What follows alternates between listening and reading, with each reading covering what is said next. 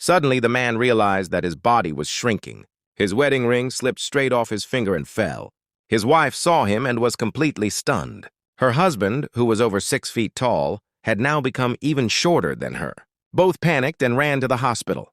Slowly, time passed, and Paul's body kept getting smaller every day. Soon he became the size of a child. Worried about his pet cat hurting him, Allison gave the cat to someone else. She told everyone that Paul had died, but Paul was very angry. His daughter put him inside a small dollhouse. Paul actually felt quite good there, because now everything inside the house was perfect for his size.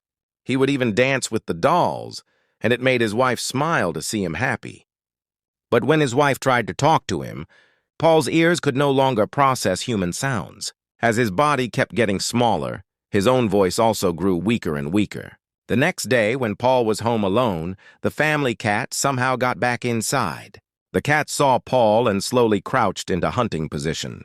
Paul immediately grabbed a sewing needle for defense. Then, while the cat wasn't looking, he carefully started backing away. But the next moment, the cat pounced. Paul jumped into a narrow crack to escape, but unfortunately fell straight down into the basement. Luckily, he landed inside a box of matches.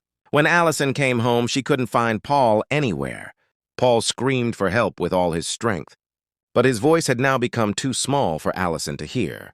When Allison saw a black dot inside the house, a terrible suspicion arose in her mind. Paul tried very hard to get her attention, but Allison didn't notice him at all.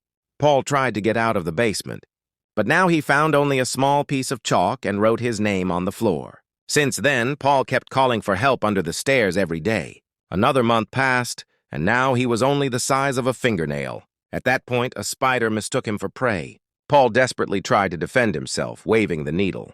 Finally, he managed to kill the spider, but there were more than one spider in the house, and as he kept getting smaller, becoming their prey was now only a matter of time.